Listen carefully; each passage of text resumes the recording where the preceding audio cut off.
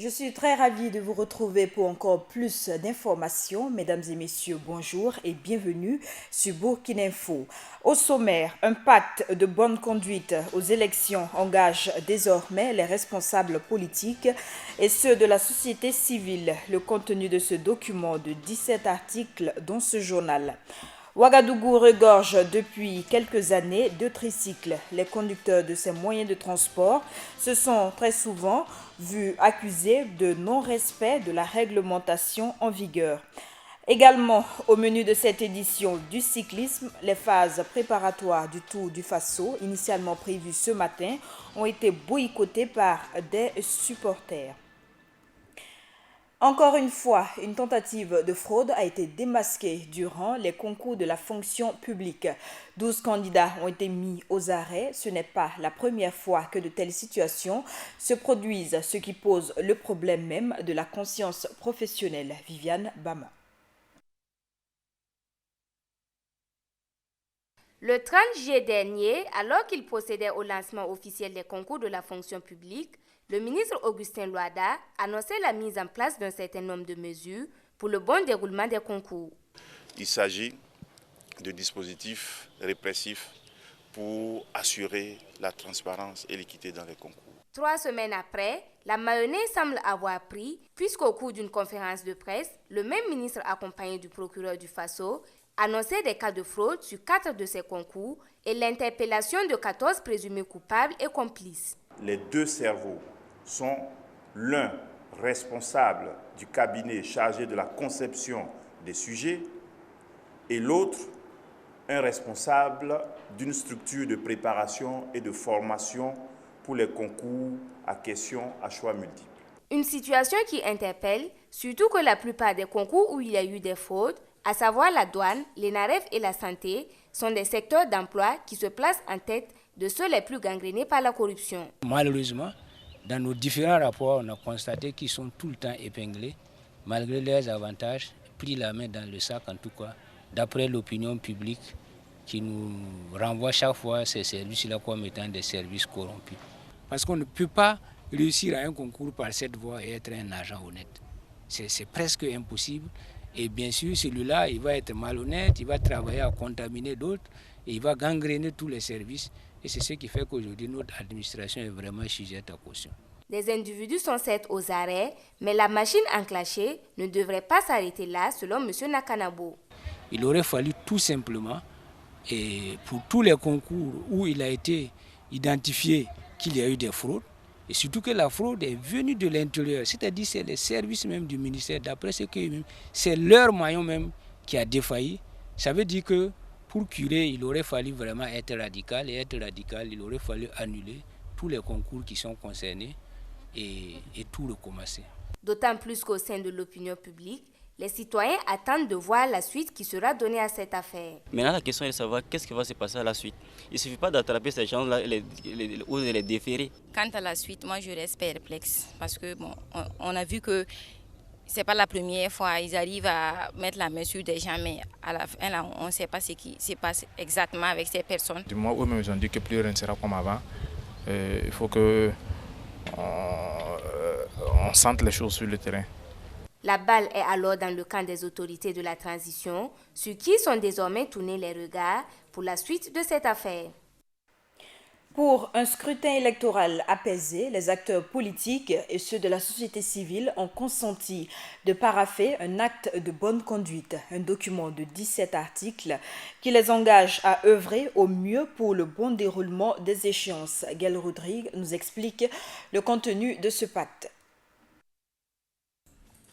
À moins de 2 mois des élections présidentielles et législatives du 11 octobre prochain, les candidats, partis ou formations politiques prenant part aux élections couplées, les organisations de la société civile, les médias publics et privés, signé le 21 août un pacte de bonne conduite. Le document composé de 18 articles porte entre autres sur les points suivants.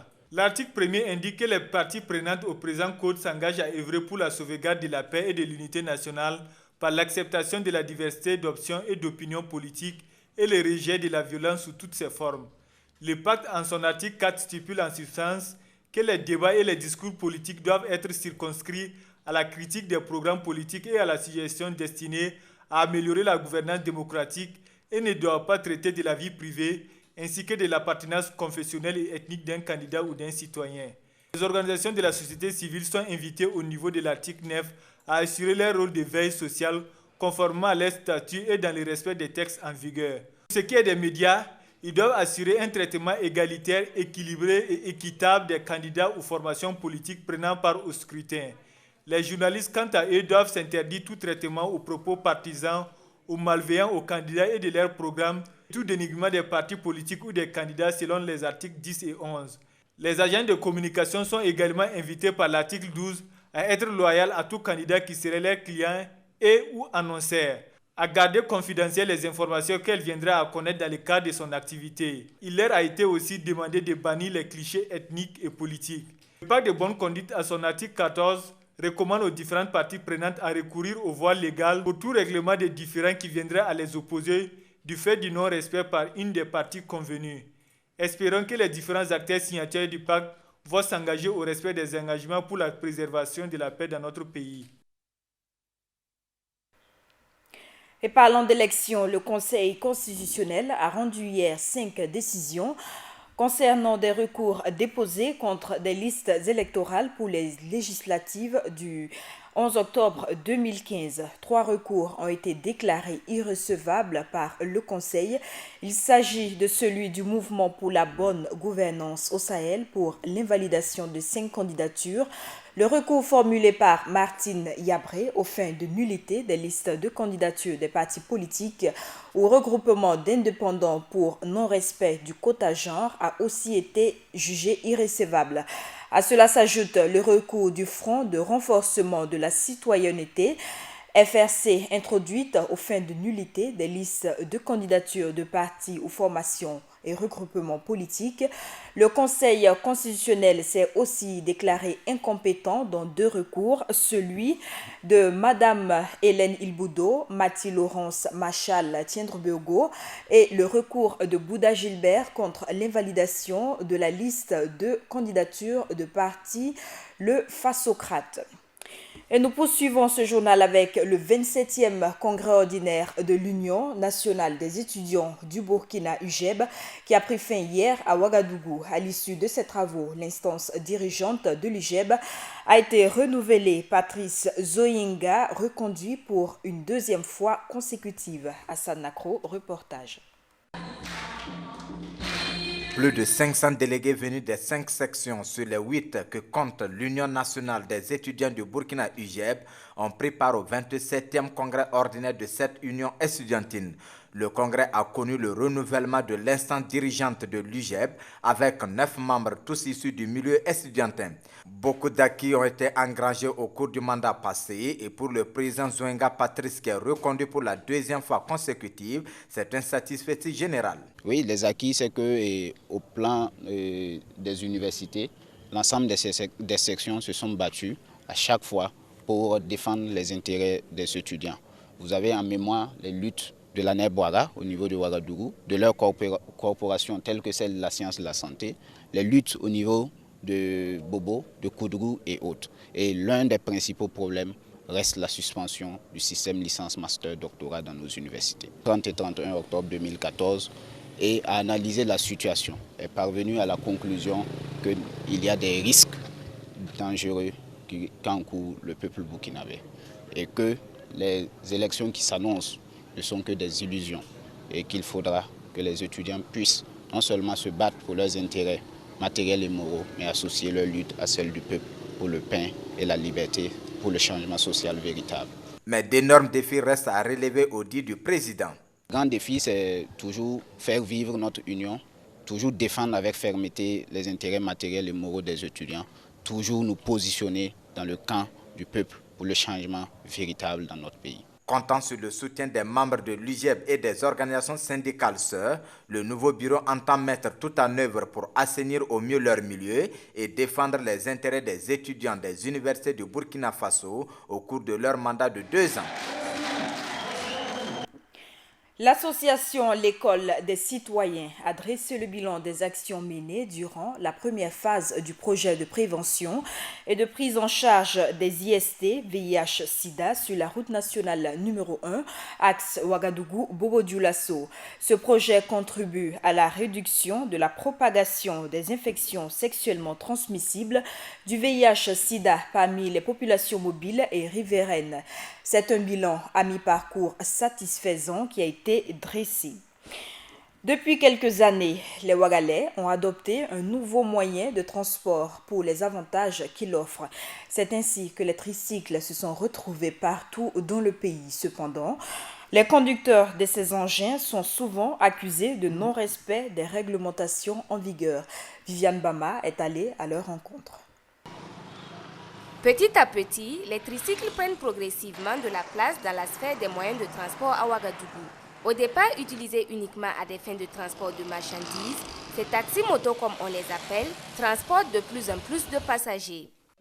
Si le nombre s'élève à 5 ou 10 personnes, on peut les faire à 1000 francs par personne. Nous fixons le prix en fonction du coût du carburant et de la distance que nous allons parcourir. Si souvent le prix est élevé, c'est à cause de la distance. Dans le cas contraire, c'est une question d'entente. Transporter des individus n'étant pas de leur prérogative, les conducteurs de taxi-moto ne sont pas toujours en bon terme avec les taximans qui leur reprochent de leur avis sans cesse les clients et qui ne manquent pas d'arguments pour le crier. Nos clients là sont baissés beaucoup. Parce qu'eux aussi ramassent des clients. Parce que sur la voie des Nagara là, c'est eux qui ramassent les gens là-bas maintenant. Plein. Mais comme ça là, s'ils font des accidents, c'est pas normal. On n'a pas fait moto-taxi pour ramasser des passagers. Pour nous, taxi-moto, tu dois ramasser des bagages avec le propriétaire des bagages seulement, une seule personne. Mais si ça dépasse ça, ça c'est autre chose. Ce n'est pas le bagage qu'il ramasse. Il est devenu transporteur maintenant pour ramasser des gens. Ils disent être coincés dans les taxis en plus des marchandises. Mais nous, quand on transporte le matériel, si la personne veut, elle peut monter. Au cas contraire, elle nous suit avec un taxi. C'est à la personne de décider. Nous, on ne fait qu'exécuter. Outre les taximens, les conducteurs de taxi-moto rencontrent également des problèmes avec les agents de sécurité. Pour cause, le respect du code de la route et la possession de certains documents. Deux fois, ils sifflent mais on ne s'arrête pas car du moment où tes papiers ne sont pas en règle, tu ne peux pas t'arrêter. Tu peux dépenser 10 000 ou 5 000 francs sur place. Si tu gagnes ton marché que l'on t'arrête, tu es obligé de mettre la main dans la poche, sinon pas d'issue. Par exemple, la visite coûte 8 000 francs, 25 000 francs pour l'assurance et on parle de permis. Où allons-nous trouver de permis? Ce n'est pas un véhicule. Souvent, tu vas tourner toute la journée sans client pour te retrouver dans une situation pareille. C'est compliqué. Illégal et cause de certains accidents de la circulation, le transport des passagers sur taxi-moto gagne progressivement du terrain au risque de laisser croire que ces tricycles pourraient remplacer à la longue les taxis ordinaires. Même si les agents de sécurité luttent déjà contre le phénomène, force est de constater que les efforts restent insuffisants face à l'ampleur du problème. Rappelez-vous, en début de semaine, la police mettait la main sur une importante quantité de viande impropre à la consommation provenant d'un abattage clandestin d'animaux malades. Une viande qui était destinée à être vendue dans les marchés de la ville. Eh bien, nous sommes allés dans le marché de Dassasgo pour constater la viande vendue sur place et c'est avec Gaël Rodrigue. Suite à la saisie d'une importante quantité de viande avariée par la gendarmerie de Bascule le 10 août dernier, un constat au marché de Dassasgo nous a permis de savoir si les viandes qui y sont vendues sont passées par les services des laboratoires frigorifiques de Ouagadougou. Dans notre marché ici, la viande qui vient ici, là, en tout cas, c'est de la bonne viande dans notre marché là. Mais viande qui n'est pas cuite à l'abattoir là, nous on peut rien, comme c'est notre travail, on peut rien dire. Mais nous-mêmes on le sait que c'est pas bien. Tu vois pas non? Ça c'est des tampons de abattoirs frigorifiques. Cette situation encourage les bouchers aurait contribué à baisser leur rentabilité.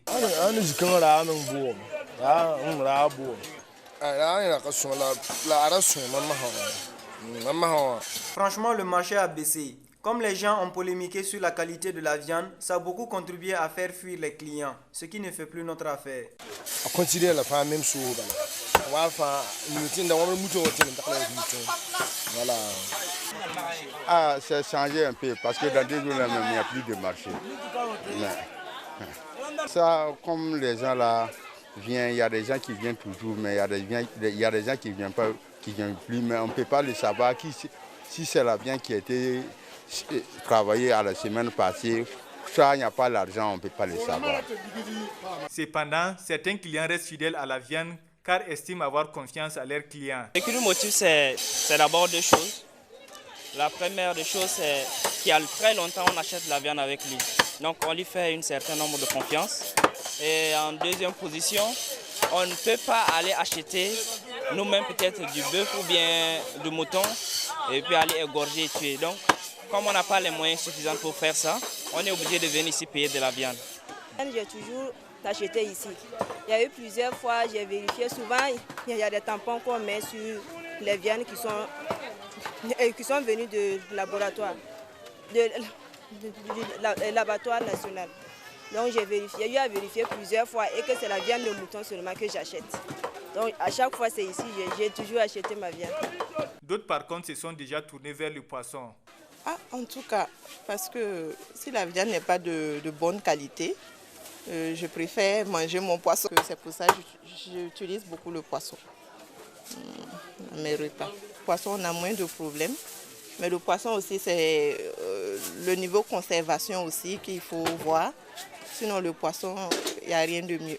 Dans tous les cas, que ce soit de la viande ou du poisson, les consommateurs sont appelés à plus de vigilance.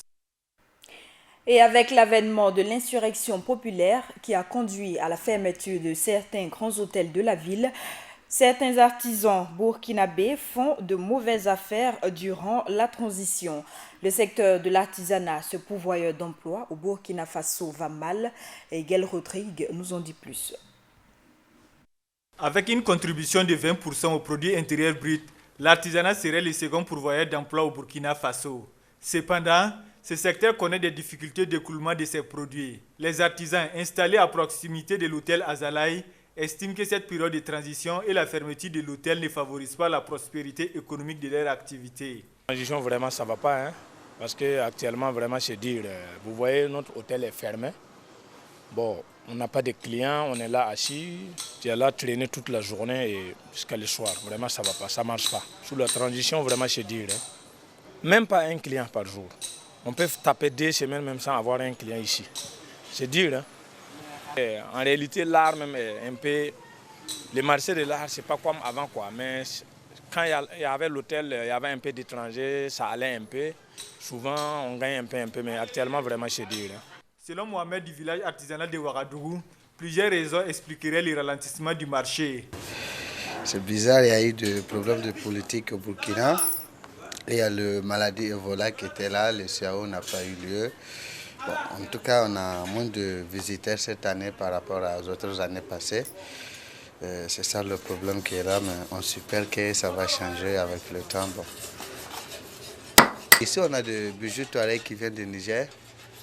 C'est ça qu'on fait ici. On a le bracelet, le ras de cou, le bac, les boucles d'oreilles, les colliers, les brochettes, le décapsulé, le pose-couteau. On a pas mal de choses ici à présenter à nos clients. Avant, tu pouvais vendre 200 000 francs par jour, mais actuellement, tu ne peux pas. Il y a des fois que tu ne vends même pas un rond. Donc, on a senti que vraiment, il y a eu un changement. Pour le président des artisans de la vitrine du bronze, au-delà de la situation actuelle que traverse notre pays, le problème de l'insécurité sous-régionale y serait pour quelque chose. Notre commerce a ralenti après un coup. Mais bon, pour nous, on ne peut pas mettre tout ça sur le dos de la transition. Parce que nous, notre travail, c'est généralement les étrangers, c'est généralement les Européens, c'est généralement les Américains, de toutes sortes qui viennent nous rendre visite et très souvent qui nous achètent. C'est-à-dire, d'une manière générale, c'est les touristes. Donc, on peut aussi signaler que c'est l'insécurité de la sous-région qui fait que beaucoup de touristes sont réticents pour venir vers l'Afrique de l'Ouest. Les artisans souhaitent le déroulement des élections apaisées afin de permettre la tenue des activités artisanales.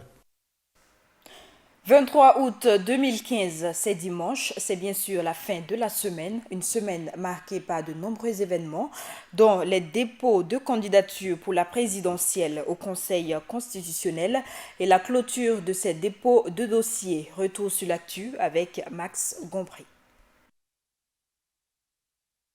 Le lundi 17 août, le ministère de la Culture et du Tourisme a tenu une session de formation en vue de renforcer les capacités de ses membres du comité de relecture des politiques nationales de la culture et du tourisme. Cette rencontre s'est tenue conformément à l'engagement pris par le Burkina Faso avec l'UEMOA en 2010 de passer du budget objet à un budget programme. Le mardi 18 août, 2 ministres du régime de Blaise Compaoré ont été déférés à la maison d'arrêt de correction de Ouagadougou suite à leur audition par la Haute Cour de justice. Il s'agit de Jean-Bertin Ouedraogo, ex-ministre des Infrastructures, accusé de détournement de deniers publics et d'enrichissement illicite, et Jérôme Bougouma, ex-ministre de l'Administration territoriale et de la Sécurité, accusé également pour ces mêmes faits. La troisième personne, Arthur Kafando, ancien ministre du Commerce, inculpé pour usage de faux et détournement de deniers publics, a été déféré le mercredi. Toujours dans l'actualité du mercredi, on a assisté à une répression des laveurs d'engins qui occupent le domaine public le long des voiries par la police municipale. François-Xavier Tapsoba et ses hommes ont saisi au total 10 machines au cours de cette opération.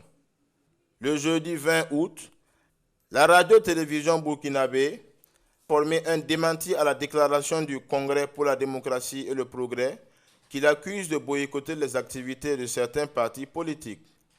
La directrice générale, Danielle Bougaïré, s'est voulue claire en ce qui concerne le mode de fonctionnement de la RTB. Toujours dans cet élan de clarification, les organisations de la société civile féminine du Burkina ont à leur tour donné les raisons des recours du Conseil constitutionnel aux fins d'invalider certaines listes de partis politiques pour les législatives, ce au regard de ce qu'elles considèrent comme une violation de la loi portant fixation de quotas aux élections législatives et municipales.